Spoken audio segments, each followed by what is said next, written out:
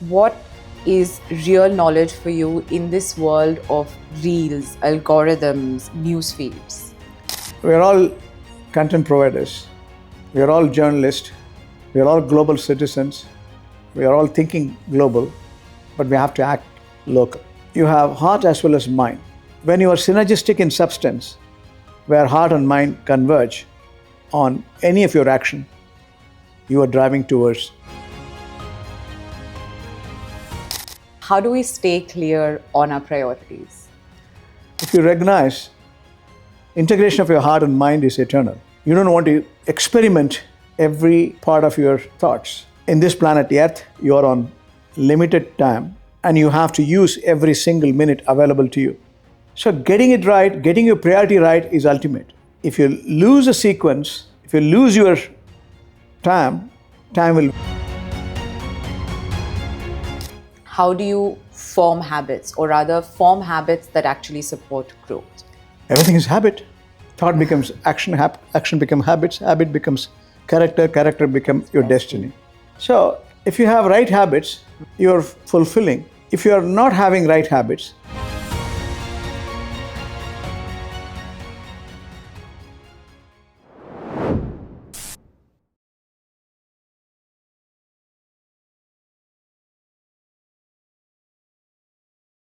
Mindset, money, and meaning. Interesting, right? So that's exactly what we're diving into today's podcast. Because at the heart of every economy is a human being. And the way we think, act, spend, care, and connect not only just shapes up markets, it shapes cultures and it shapes future.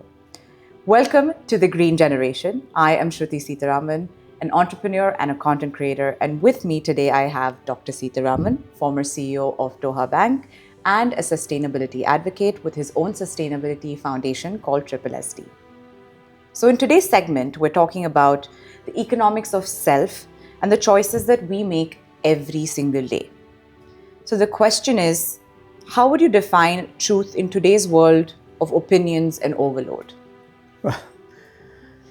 truth, towards the truth is what the life journey is all about, to simply put it. Life is so beautiful. As long as we live, we learn how to live life. That's where the drive is all about. You keep identifying yourself. You will also recognize, irrespective of the faith where you come from, truth is ultimate and journey is single-minded towards the truth. But truth has got different facets based on your faith. But the end result is purification and again, making sure you are true to yourself. That's the reflection. So whatever be the changing world, it's a Facebook world or Instagram world or Apple world or Samsung world, whichever way you want to call it as, it is only content provision we can afford to give. Green world. It's going to be, you're right, you touched it rightly.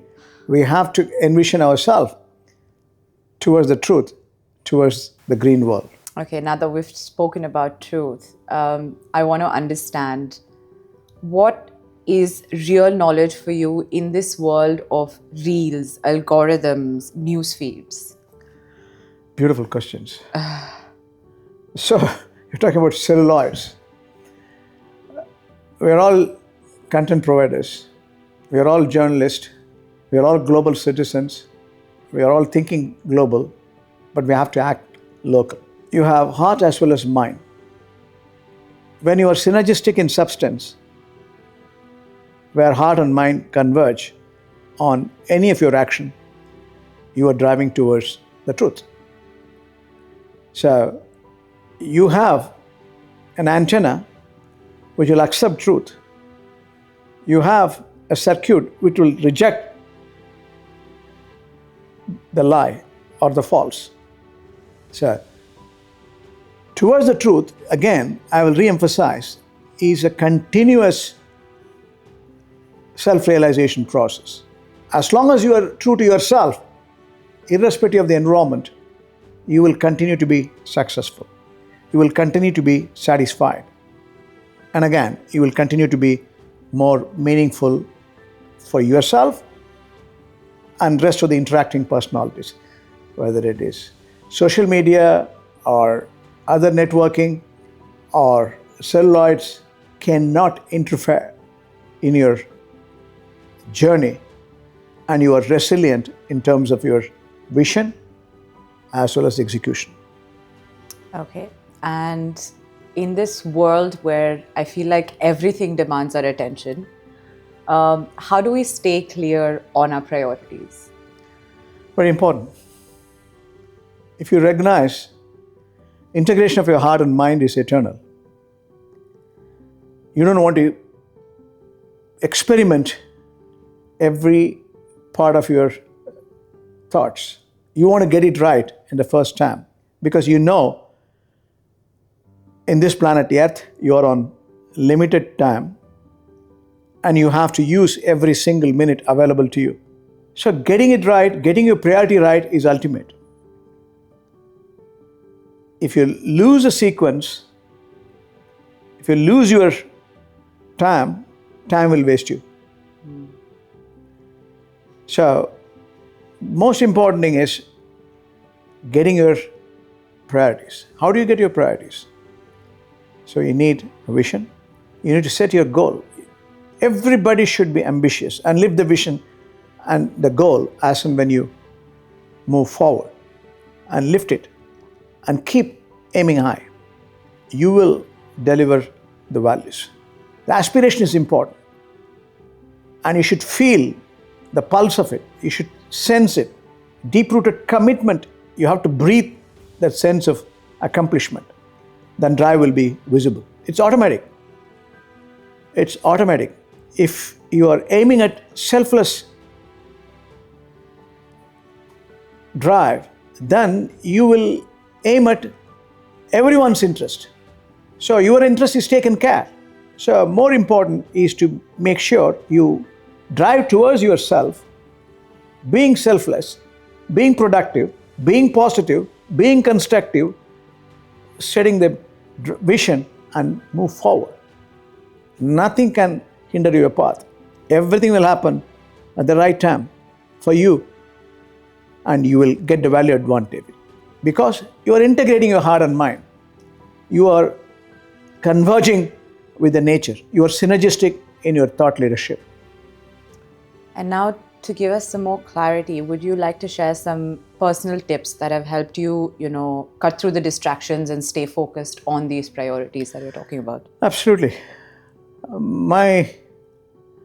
I cannot say I'm a success, but I can tell you I'm reasonably satisfied, having come from challenging circumstances. Education made me what I am today. The environment was, in terms of economics, was not healthy. But the experience what I had when I was young or when I was growing as an adult, the hard work, the drive, the determination, the passage gives me enough interest. Every day was interesting, every day was meaningful. If you realize you live on a limited scale, say 100 years you want to live, 365 days, 36,500 days total, and 24 hours. The 24 hours you have to give the transition space for sleep. Subconsciously, you are submitting yourself. Unconsciously, you are submitting yourself within this passage. So every day is a new day. Every day is a new life. If you recognize this, you can only be positive. You can only be constructive. This is what I realized when I was doing my temple visits when I was young, when I was listening to Vedas. That gave me enough energy, that positivity. Everything is positive in life. Nothing is negative. There's no distraction in it. Everything is creation. Everything is value-driven. Everything is purposeful. Everything is meaningful. If I recognize this, and where is the slackness? Where is the counterproductivity? Where is the negative thinking because you have limited space. When you go to bed, you are not sure you're going to get up tomorrow. So keep this in mind. You have a limited hours on the day. Be productive and be meaningful. Be useful to others. Be useful to yourself and satisfy yourself. That's the way I chalked out my initial days, and I never look back. My energy or enthusiasm is always driving me. What drives me even today is from now on to the next sleep, how much I can be more productive and positive. Right. And now that's a mindset, right? Absolutely. But we also need to understand, and this is a personal question I ask you, I think almost every single day, is the energy that you have. You have very sustained energy. You have the same energy in the morning, the same energy in the evening. So the question is, how do you keep your energy sort of grounded and positive in such a chaotic world to maintain your priorities, to maintain that mindset, to make sure that you work towards what you want to work towards with the same sense of energy? If you recognize every day is an opportunity, everything in life is an opportunity, life itself is an opportunity, then where is the degeneration of energy?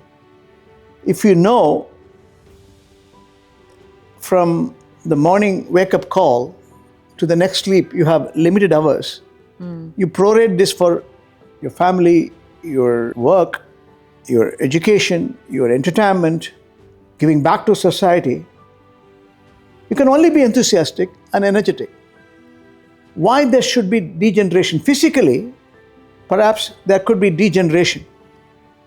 Your infectious enthusiasm, your conception towards absolute clarity that it is a limited time available for me today can only energize you.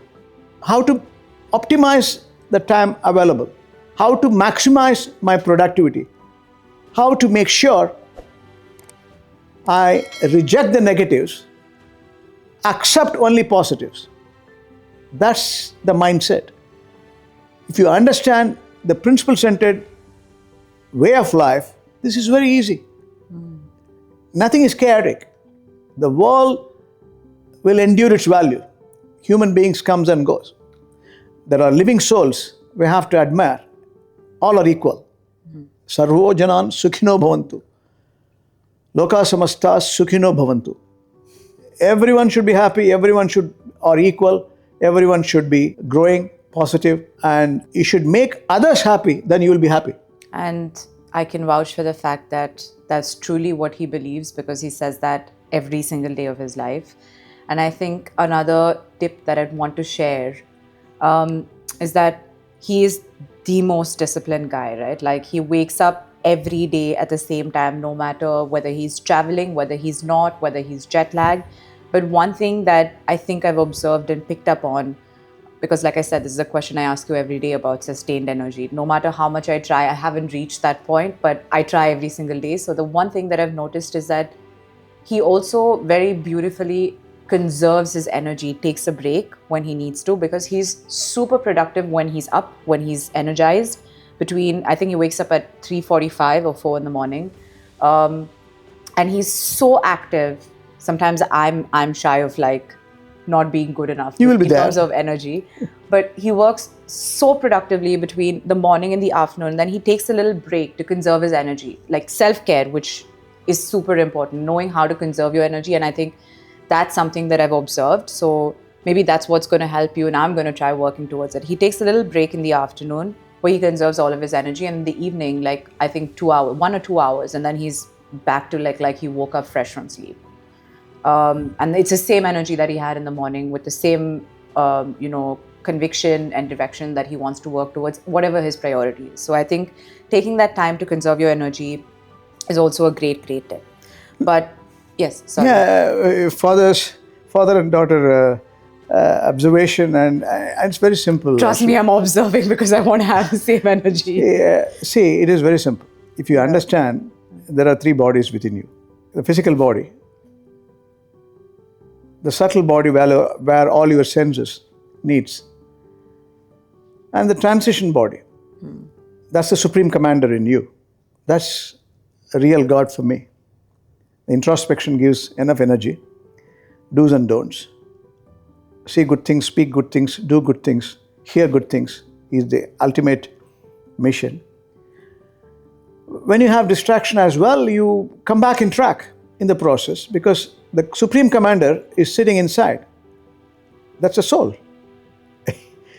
Every faith says the same. It's converging on the soul, right? If that is the case, physical body can go through stress. You fix it by periodic rest. Mental body, you have to feed. Feeding is important. Like you feed the physical body, you have to feed your mental body. Otherwise, you know, for fitness, you go and do exercise. And for knowledge, is a continuous, lifelong learning. You keep doing it and keep introspecting yourself and be true to yourself. So all three are driving towards one single mission, towards the truth. All three are energetic simultaneously and be productive.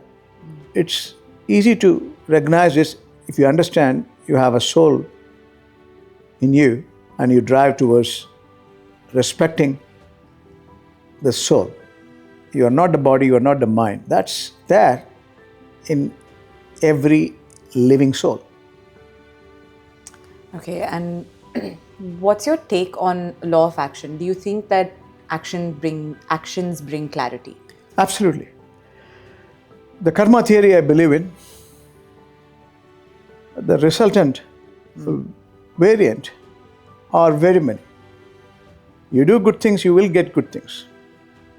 I don't need to experiment by disbelief and then start attacking in different direction. The world was in existence. It is now visibly, it's not a myth.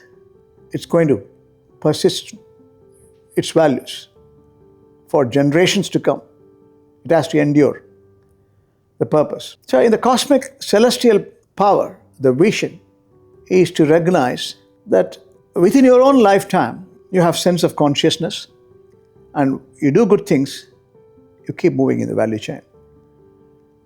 Whether you are affluent or not, whether rich or poor, whatever be your strength or weakness, doesn't matter. There is happiness, there is satisfaction, there is also peace. So you may have all sort of affluence, you may not be peaceful. You may have money, all the material comforts, everything what you aspire for to settle your what you call subtle body, your senses are fed, but you cannot be happy if you are not reconciling to the reality that your soul is logging everything what you do. If you recognize that if you do wrong things, there is a conflict within you, then how can you be peaceful? How can you be happy? That's the bottom line. The sense of purpose is to recognize and make sure the karma, the deed which you do, is dutiful, meaningful, timely, purposeful, productive, and useful to everyone, not only for you. So being selfless is also a karma. Okay. And as much as this sounds sort of basic and that we're going back to square one, but I think this is a very important question on how do you form habits, or rather form habits that actually support growth? Everything is habit. Thought becomes action, action becomes habits, habit becomes character, character becomes your destiny. You heard me many times. Yeah. So if you have right habits, you're fulfilling. If you are not having right habits, you pay the price with a subtle body or physical body. The habits are vital. Habits is your destiny, if I use the expression. I said it. So, where is ambiguity? So, forming the right habits. You said it about my timeliness, getting up early in the morning, before the sunrise, 3:40. We call it as Brahma Muhurtam. That's a celestial time. You communicate with God. That is, you communicate to yourself. You observe the silence and you do the prayers, irrespective of the faith where you come from. And that's what it is. That gives you enough energy to rekindle your senses and your direction is visible. You don't experiment, get it right at the first time. You will do it. It is within you, not outside. So everything is internal. That's the realization. It takes long time. It takes wisdom to recognize this. If you have the right habit of recognizing this, then you form only good habits. And you start loving yourself, selflessly loving yourself. And you can only make others happy. And you can always be happy. Where is ambiguity? Okay. Again, this is another question that I feel like you almost want to use your common sense to understand this, but I still think it's so important. So the question is, how do you differentiate between pride, humility, and vanity, not just in yourself, but also others? Absolutely. For both, yeah. These are three different terms. Well, I got more than what I aspired for. That's humility. That's what has happened to me.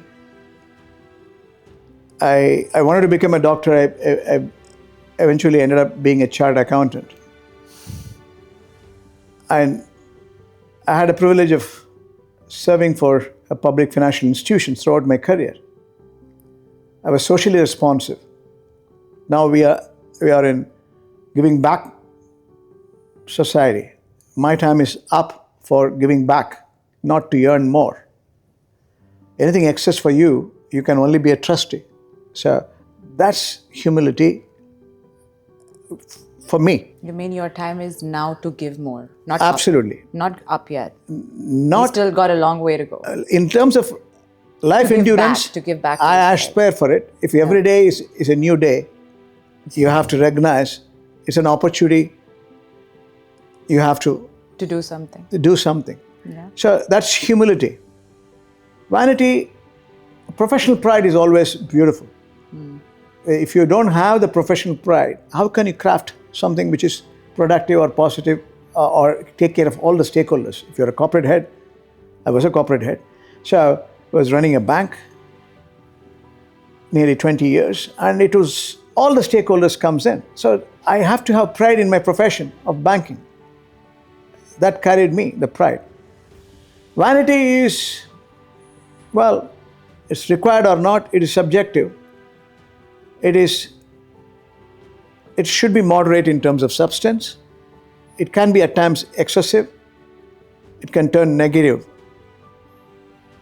That's my experience. So every time when you have a thought leadership, check your moderation.